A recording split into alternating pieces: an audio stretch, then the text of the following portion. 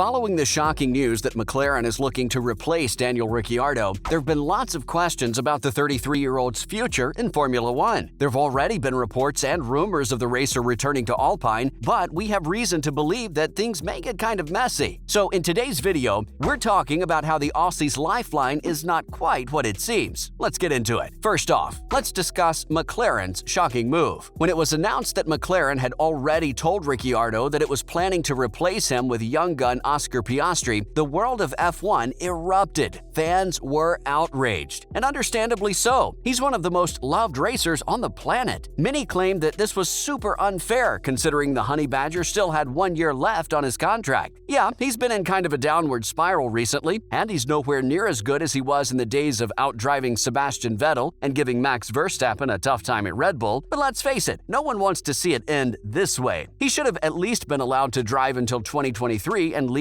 on his own terms. One fan pointed out that only 5 drivers had more wins than Dan in the last decade, and that none of his 8 wins were achieved with the fastest car of the day. Another claimed that the veteran racer was done dirty and he deserved better. But folks, it's a brutal sport. At the end of the day, McLaren were only looking out for their own interests, and Ricciardo just didn't fit their plans anymore. Yeah, it's kind of sad, but this is the way things usually go. And now, Ricciardo's career is in limbo. While Alpine boss Otmar Szafnauer has stated that he'd be open to Ricciardo returning to his team, this move may be much more complicated than it currently seems. Okay, so here's the thing. Earlier this year, it was reported that Pierre Gasly's current contract with AlphaTauri allows him to join a rival team, with just one condition. That said team has to be placed higher in the standings than AlphaTauri. And currently, Alpine is higher in the Constructors' Championship, which means Gasly could potentially choose to make this move. This could, again, result in Ricciardo not being able to race. Piastri's agreement with McLaren had reportedly already been finalized and even validated by F1's Contract Recognition Board. What's more, Alpine has a history of messing up contracts, so it's not like Ricciardo will have a lot of confidence in them. So what may look like his lifeline right now could result in getting him in even more trouble. So what are his options? There's still quite some time left in F1's silly season, so maybe, just maybe, he might be able to save his future. From where we stand, he has a total of 2 options right now. First, he could make a return to Alpine to replace Fernando Alonso and hope for the best, or he could sign a contract with Alfa Romeo alongside Finnish racer Valtteri Bottas, both of which are a step down for him, but he really has to find a way to make the best out of this situation. Now, Ricciardo has repeatedly insisted that he does not want to leave F1, so moving to McLaren's IndyCar team is pretty much off the table, and considering how the British team have treated him, we doubt he'll want to stay with them any longer. Next, he may have to announce an early retirement. The worst thing that could happen to Ricciardo and his fans right now is him finding himself out of the sport altogether. Seriously, that's the darkest timeline, and no one wants that. But the way things are going, that's actually starting to look like a very, very real possibility. If he doesn't find a new home for himself soon, he might have to take an early retirement, which would be a devastating and shocking end to the career of one of F1's most marketable drivers. It's kind of strange to look back and see how this seat race started with Vettel's retirement. Fernando Alonso immediately took advantage of the situation, left Alpine, and claimed Vettel's place at Aston Martin. Then, for some reason, Alpine decided to announce Piastri as its driver for 2023, even though they hadn't talked to the racer about this yet. He wanted to move to McLaren, and like we've already mentioned, the team welcomed him with open arms, and the underperforming Ricciardo was just collateral damage. Still, there may be a silver lining for him here. McLaren will obviously have to give him a whopping payout if he is indeed thrown out of the team with a year still remaining on his deal. According to reports, we could be looking at a figure of around $20 million. And who knows, if he chooses to go to Alpine, they might just give him a car that's better suited to his style. Whatever happens, we're rooting for him, and we really, really hope his F1 career does not end like this. And that's all about how Ricciardo's lifeline may not be quite what it seems. Now it's time to move on to some more F1-related news. Now, in other F1-related news. First, Christian Horner praises Charles Leclerc. The current team principal of the Red Bull Formula One team, Christian Horner, has said that he has nothing but respect for the way Charles Leclerc has handled himself during Ferrari's underwhelming season so far, and also praised his approach to racing. Charles won 2 of his first 3 races and finished second in the other, but since then, he's not been at his best at all. He's only managed to add 1 more victory in Austria, while other opportunities have been missed due to Ferrari's strategic errors, reliability issues, and at times, his own mistakes. While he's 80 points behind Verstappen at the moment, he still managed to impress Horner, who said that he really appreciates the way the Monacan racer has conducted himself. He then said that watching Leclerc and Verstappen on the track is really great because while there has been a lot of hard racing between the two of them, there hasn't been a single touch. We're with him on this one. It's really been a treat. Finally, he added that while his team looks like it's in a strong position, there's still a lot of racing to go at a bunch of different venues, and they're not taking anything for granted. He believes that if they're not careful, Ferrari could still end up making a comeback. Next up, Lewis Hamilton draws inspiration from 2009 season. By his incredibly lofty standards, Hamilton hasn't really had a great start to the season. Mercedes has struggled to extract pace from their car, and they're currently third in the constructors' rankings. But they have been doing better recently, and after 2 consecutive second-place finishes, the 7-time world champion believes they can turn it around. He recently revealed that he's taking heart from the 2009 season, where they similarly started off with poor results but ended with 2 huge victories. He said that understanding this car at the beginning was quite confusing for everyone involved. They were trying quite a few different things, and that really held them back. He added that they're now in a position where they understand the car more, they're growing more consistent, and while they still lack performance in some areas, they're slowly chipping away. Hamilton is the only driver in F1 history to have won at least one race in every year that he has competed, and we're sure he's trying his best to make sure that record doesn't get tainted. Finally, Alexander Albon in awe of Verstappen. At the very beginning of Albon's F1 career, he had the chance to compete against one of the sport's greats. The Brit joined Red Bull Racing and started driving alongside the one and only Max Verstappen. Now, while his time at the team wasn't really a success, Albon learned a lot while spending time with the Dutchman. At the Motormouth podcast, he expressed that he believes Verstappen is the most gifted driver he has ever driven alongside. He revealed that one of the most amazing things about Max is how he's very straightforward and relaxed. So much so that at times Albon would wish that he could be as laid back as well. Apparently, just before qualifying sessions, Verstappen would be playing computer games such as FIFA, and one time he was even opening digital FIFA packs just before the session. Whoa, talk about being mentally strong. What's more, Albon said that Max is very precise with the way he handles the car, and what he wants is very different from what most drivers want. He makes sure his ride is always extremely sharp in the corner, and it's almost unbelievable how his steering always looks so smooth. Finally, the Williams driver added that he himself has a reputation for liking front gripping and controlling the car precisely, but then Max comes in, and he makes it look like Albon is driving a bus. That's a wrap for this video. What are your thoughts on Mercedes' treatment of Ricciardo? And what do you think his next move should be? Let us know in the comments below. Make sure to give this video a thumbs up and subscribe to our channel for more videos like this. Goodbye for now, and see you in the next one.